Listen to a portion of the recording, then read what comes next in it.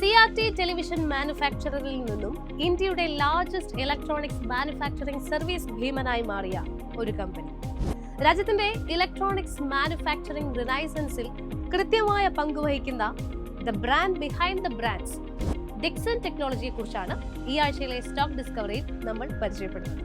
Welcome back to the new episode of stock discovery.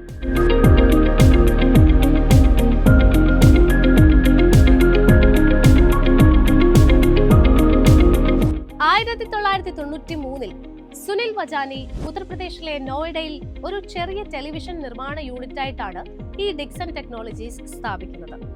Single product മാനുഫാക്ചററിൽ നിന്നും ഇന്ത്യയിലെ മുൻനിര ഇലക്ട്രോണിക്സ് നിർമ്മാണ സേവന ദാതാവിലേക്കുള്ള കമ്പനിയുടെ ജേണി സ്ട്രാറ്റജിക് എവല്യൂഷനോടൊപ്പം ശരിയായ മാർക്കറ്റ് അഡാപ്ഷന്റെയും മികച്ച ഉദാഹരണമാണ്. കോൺട്രാക്ട് മാനുഫാക്ചറിംഗ് ആണ് കമ്പനിയുടെ ബിസിനസ് മോഡൽ. ഇവിടെ ഡിക്സൺ ലീഡിംഗ് കൺസ്യൂമർ ഇലക്ട്രോണിക്സ് ബ്രാൻഡുകൾക്ക് end to end manufacturing solutions ആണ് നൽകി വരുന്നത്. അതായത് ബ്രാൻഡുകളുടെ പിന്നിൽ പ്രവർത്തിക്കുന്ന ഒരു ബ്രാൻഡ്. ഒറിജിനൽ എക്യുപ്മെന്റ് മാനുഫാക്ചറർ അഥവാ OEM, അതോടൊപ്പം ഒറിജിനൽ ഡിസൈൻ മാനുഫാക്ചറർ അഥവാ ODM അപ്രോച്ച് കമ്പനി പിന്തുടരുന്നതിനാൽ തന്നെ ചിലവ് കുറച്ചുകൊണ്ട് ഔട്ട്പുട്ട് മെച്ചപ്പെടുത്താൻ കമ്പനിയെ സഹായിക്കുന്നുണ്ട്. ഇലക്ട്രോണിക് മാനുഫാക്ചറിംഗിനുള്ള PLI പോലുള്ള പദ്ധതികളുടെ പ്രധാന ഗുണഭോക്താവായ കമ്പനി ഈ നേട്ടങ്ങൾ പ്രയോജനപ്പെടുത്തിക്കൊണ്ട് രാജ്യത്തിന്റെ ഇലക്ട്രോണിക്സ് മാനുഫാക്ചറിംഗ് അംബീഷൻസിന് കൃത്യമായ സൊല്യൂഷൻസ് ആണ് നൽകി വരുന്നത്. Multiple high growth electronic categories ഉൾപ്പെടുന്നതാണ് ഡിക്സന്റെ പ്രോഡക്റ്റ് ഇക്കോസിസ്റ്റം. ഡൈവേഴ്സ് ആയ മാർക്കറ്റ് സെഗ്മെന്റിൽ വെൽ പൊസിഷൻഡ് ആണ് ഈ കമ്പനി. മൊബൈൽ ആൻഡ് EMS, അതായത് electronic manufacturing services, consumer electronics, home appliances, lighting products തുടങ്ങിയവയാണ് കമ്പനിയുടെ പ്രധാന പ്രോഡക്റ്റ് പോർട്ട്ഫോളിയോയിൽ വരുന്നത്. മൊബൈൽ ഫോൺ മാനുഫാക്ചറിംഗ് വെർട്ടിക്കൽ ആണ് ഡിക്സൺ ടെക്നോളജീസിന്റെ പ്രധാന ഗ്രോത്ത് ഡ്രൈവറായി ആക്ട് ചെയ്യുന്നത്. മോട്ടറോള, ഷവോമി, ഓപ്പോ പോലുള്ള ആഗോള സ്മാർട്ട് ഫോൺ നിർമ്മാതാക്കളുമായുള്ള പാർട്ട്ണർഷിപ്പാണ് ഈ വളർച്ചയെ പിന്തുണയ്ക്കുന്നത്. എൻട്രി ലെവൽ മുതൽ പ്രീമിയം സ്മാർട്ട് ഫോണുകൾ വരെയുള്ള വില വിഭാഗങ്ങളിൽ കമ്പനി സ്മാർട്ട് ഫോണുകൾ നിർമ്മിക്കുന്നുണ്ട്. പ്രതിവർഷം 40 മില്യൺ യൂണിറ്റിലധികം പ്രൊഡക്ഷൻ കപ്പാസിറ്റി ഉണ്ട് ഈ കമ്പനിക്ക്. LED lighting solutions, washing machines പോലുള്ള ക്രിട്ടിക്കൽ പ്രോഡക്റ്റ് കാറ്റഗറിയിൽ വരുന്ന കൺസ്യൂമർ അപ്ലയൻസസ് സെഗ്മെന്റും കമ്പനി കൈകാര്യം ചെയ്യുന്നുണ്ട്. ഡൊമസ്റ്റിക്കും ഇന്റർനാഷണൽ ബ്രാൻഡുകൾക്കുമായി 24 ഇഞ്ച് മുതൽ 75 ഇഞ്ച് വരെയുള്ള LED ടിവികൾ നിർമ്മിച്ചു നൽകിക്കൊണ്ട് ടെലിവിഷൻ മാനുഫാക്ചറിംഗ് ഡിവിഷനാണ് കമ്പനിയുടെ ഫൗണ്ടേഷനായി ഇപ്പോഴും തുടരുന്നത്. Laptops, tablets, precision components, camera modules തുടങ്ങിയവയുടെ പ്രൊഡക്ഷനിലൂടെ എമർജിംഗ് മാർക്കറ്റിലേക്കുള്ള എൻട്രി ഡിക്സൺ ടെക്നോളജീസ് എന്ന കമ്പനി കൃത്യമായി അടയാളപ്പെടുത്തുന്നുമുണ്ട്. കമ്പനിയുടെ ഫൈനാൻഷ്യൽ ആസ്പെക്ട്സ് പരിശോധിക്കാം. ലാസ്റ്റ് 5 ഇയറിൽ കമ്പനിയുടെ ഫൈനാൻഷ്യൽ ട്രജക്ടറി റിമാർക്കബിൾ ആയിട്ടുള്ള ഗ്രോത്ത് കാഴ്ചവെച്ചിട്ടുണ്ട്. അസാധാരണമായ വരുമാന വളർച്ചയാണ് ഈ കാലഘട്ടത്തിലുടനീളം കമ്പനി പ്രകടമാക്കിയത്. 2020 സാമ്പത്തിക വർഷത്തിൽ 4400 കോടിയിൽ നിന്ന് 2025 സാമ്പത്തിക വർഷത്തിൽ 38,860 കോടിയായി കമ്പനിയുടെ റവന്യൂ വർദ്ധിച്ചു. ഏകദേശം 54% CAGR-നെയാണ് ഇത് റെപ്രസെന്റ് ചെയ്യുന്നത്. PLI സ്കീം ഇൻസെന്റീവ്സിൽ നിന്നും വർദ്ധിച്ചു വരുന്ന സ്മാർട്ട് ഫോൺ പെനട്രേഷനിൽ നിന്നും പ്രയോജനം ലഭിച്ച മൊബൈൽ ഫോൺ മാനുഫാക്ചറിംഗ് സെഗ്മെന്റ് ആണ് ഈ അസാധാരണമായ വളർച്ചയെ നയിച്ചത്. ഇതിനു പുറമെ ന്യൂ ക്ലയന്റ് അക്വിസിഷൻസും ഡിമാൻഡിലെ റിക്കവറിയും ഈ വളർച്ചയ്ക്ക് നേതൃത്വം നൽകിയിട്ടുണ്ട്. ഇലക്ട്രോണിക് മാനുഫാക്ചറിംഗ് സെക്ടറിൽ വർദ്ധിച്ചു വരുന്ന കോമ്പറ്റീഷൻ കാരണം കമ്പനിയുടെ പ്രോഫിറ്റബിലിറ്റി മിക്സഡ് ആയിട്ടുള്ള ട്രെൻഡാണ് കാഴ്ചവെക്കുന്നത്. 2020 സാമ്പത്തിക വർഷത്തിൽ നെറ്റ് പ്രോഫിറ്റ് മാർജിൻ 3.5% നിന്നും 2024 ആയപ്പോഴേക്കും 2.79% കുറയാനും ഇടയായി. എന്നിരുന്നാലും 2025 സാമ്പത്തിക വർഷത്തിൽ നെറ്റ് പ്രോഫിറ്റ് മാർജിൻ 4.04% റീബൗണ്ട് ചെയ്യുകയും ചെയ്തു. ഇനി പ്രോഫിറ്റ് ആഫ്റ്റർ ടാക്സിൽ ഉണ്ടായ മുന്നേറ്റം കണക്കുകൾ സഹിതം പരിശോധിക്കാം. 2021 സാമ്പത്തിക വർഷത്തിൽ 160 കോടിയായിരുന്ന പാറ്റ് തൊട്ടു പിന്നത്തെ വർഷം 190 കോടിയായി ഉയർന്നു. 255 കോടിയായിട്ടാണ് പാറ്റ് ഉയർച്ച കൈവരിച്ചത് 2023.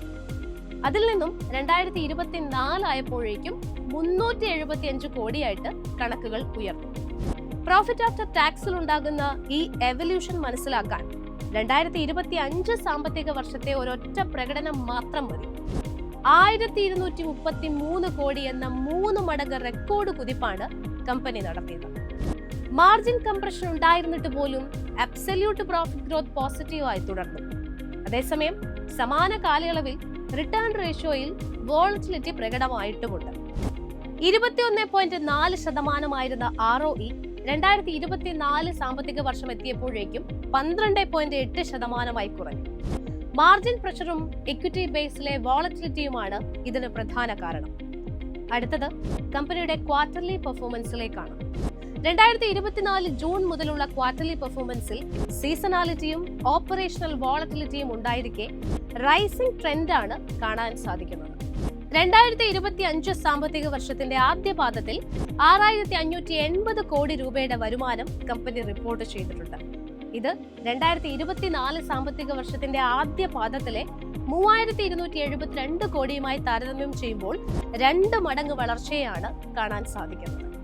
മൊബൈൽ ഫോൺ മാനുഫാക്ചറിംഗിലും പ്രോഡക്റ്റ് കാറ്റഗറിയിലും ഉണ്ടായ വർധനവാണ് ഈ വളർച്ചയ്ക്ക് പ്രധാനമായിട്ടും സംഭാവന നൽകിയിരിക്കുന്നത്. ഇനി 2025 സാമ്പത്തിക വർഷത്തിന്റെ രണ്ടാം പാദത്തിൽ ഫെസ്റ്റീവ് സീസണിലെ ശക്തമായ ഡിമാൻഡ് കാരണം വരുമാനം 11,534 കോടി രൂപയായിട്ട് ഉയർന്നു.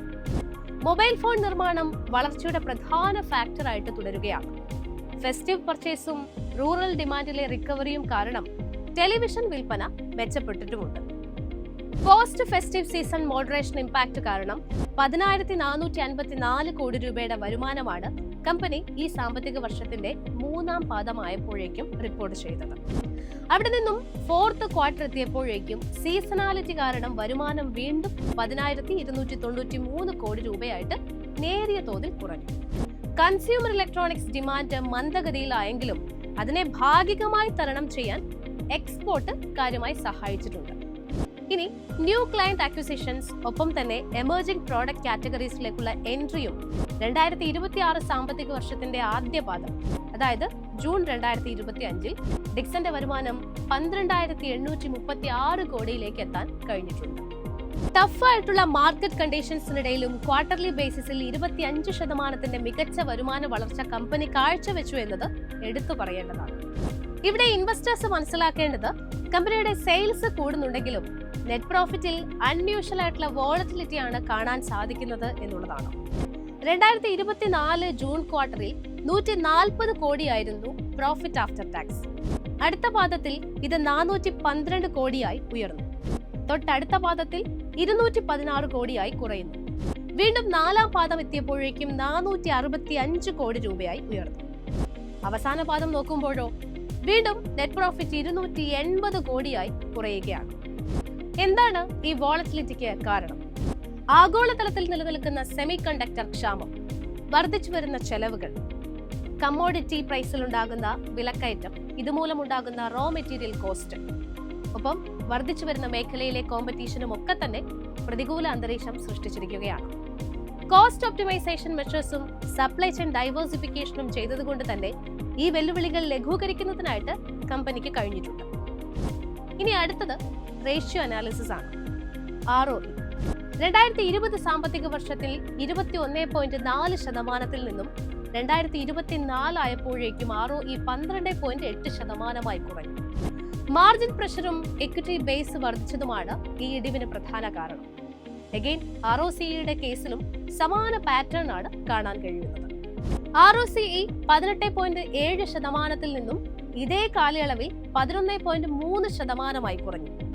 എക്സ്പാൻഷൻ ഫേസിൽ ക്യാപിറ്റൽ എഫിഷ്യൻസി നിലനിർത്താൻ സാധിക്കാത്തതും വർദ്ധിച്ചു വരുന്ന ഇന്റൻസ് കോമ്പറ്റീഷനും ROCE ഇടിവിന് പിന്നിൽ പ്രധാന കാരണങ്ങളായി. ഈ റേഷ്യോ കുറവാണെങ്കിലും ഒരു മാനുഫാക്ചറിംഗ് കമ്പനിക്ക് റീസണബിൾ ആയിട്ടുള്ള ലെവൽസിലാണ് ഇപ്പോഴും ഡിക്സൺ ടെക്നോളജി ഉള്ളത്. നെറ്റ് പ്രോഫിറ്റ് മാർജിനിലേക്ക് വന്നാലും കണക്കുകളിൽ നേരിയ ഇടിവുണ്ട്. 2.9% നിന്നും 1.8% NPM കുറഞ്ഞിട്ടുണ്ട്. Mobile phone manufacturing low margin സെഗ്മെന്റിൽ മാറിയതും കോമ്പറ്റീറ്റീവ് ഇന്റൻസിറ്റി കൂടിയതും കാരണമാണ് ഈ ഇടിവിലേക്ക് നയിച്ചത്. അടുത്തതായിട്ട് valuation analysis and peer comparison ആണ്.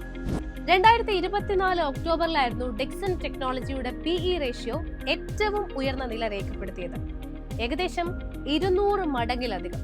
അതിനുശേഷം ഇക്കഴിഞ്ഞ ക്വാർട്ടേഴ്സിൽ 120-നടുത്താണ് ട്രെയിൽ ചെയ്യുന്നത്. ഇത് കമ്പനിയുടെ വളർച്ചാ സാധ്യതകളിലും ഓപ്പറേഷണൽ പെർഫോമൻസിലുമുള്ള ഒപ്റ്റിമിസത്തിനെയാണ് പ്രതിനിധീകരിക്കുന്നത്. കഴിഞ്ഞ വർഷത്തെ അപേക്ഷിച്ച് PE ഇപ്പോൾ കുറഞ്ഞിട്ടുണ്ടെങ്കിലും ഇൻഡസ്ട്രി PE ഇപ്പോൾ 30-ന് അടുത്താണ്. കൂടാതെ പിയർ ഗ്രൂപ്പിൽപ്പെട്ട ഹാവൽസ് ഇന്ത്യ, PG ഇലക്ട്രോപ്ലാസ്റ്റ്, ഐക്യോടെക് എന്നീ ഓഹരികളുടെ ആവറേജ് PE അപ്പോഴും 65-ന് അടുത്താണ്.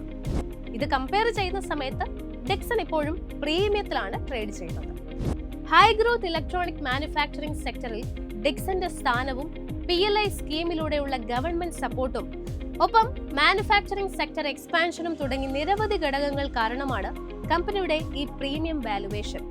ഹൈ മാർക്കറ്റ് എക്സ്പെക്ടേഷൻ നിലനിൽക്കുന്ന സാഹചര്യത്തിൽ ഈ വാലുവേഷൻസ് ജസ്റ്റിഫൈ ചെയ്യാനായിട്ട് കമ്പനി ഓരോ തവണയും പോസിറ്റീവ് ആയിട്ടുള്ള റിസൾട്ടുകൾ പുറത്തുവിടാൻ നിർബന്ധിതരാവുകയാണ്. ഇൻ കേസ് ഈ പ്രതീക്ഷകൾ മാച്ച് ചെയ്യാൻ കഴിയാത്ത പക്ഷം വലിയ രീതിയിലുള്ള ഡീറേറ്റിംഗ് സ്റ്റോക്ക് പ്രൈസിൽ ഉണ്ടായേക്കാം.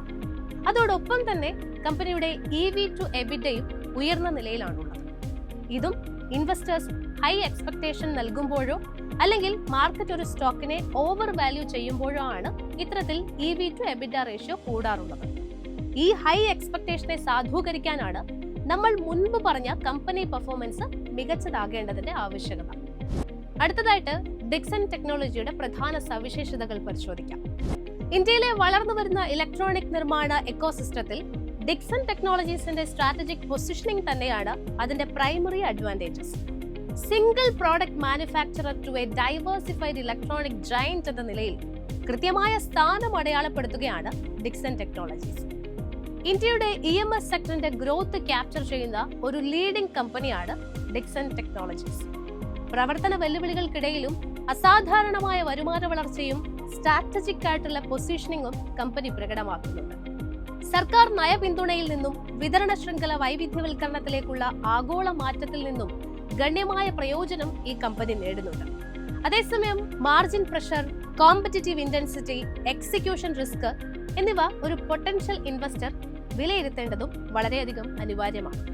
ഭാവിയിൽ ഒരു പോസിബിൾ അപ് മൂവ് ഉണ്ടാകാൻ സാധ്യതയുള്ള വാച്ച് ലിസ്റ്റിൽ ആഡ് ചെയ്യാൻ പറ്റുന്ന ഒരു സ്റ്റോക്കാണ് ഡിക്സൺ ടെക്നോളജീസ്. നിക്ഷേപം നടത്തുന്നതിന് മുൻപ് ഒരു സെബി രജിസ്റ്റേർഡ് അനലിസ്റ്റിന്റെ അഡ്വൈസ് സ്വീകരിച്ച ശേഷം മാത്രം നിങ്ങളുടെ നിക്ഷേപങ്ങൾ കൃത്യമായി നടത്തുക. ഇതൊരു സ്റ്റോക്ക് അഡ്വൈസോ റെക്കമെൻഡേഷനോ അല്ല, മറിച്ച് ഇൻഫർമേഷൻ പർപ്പസ് മാത്രമാണ്.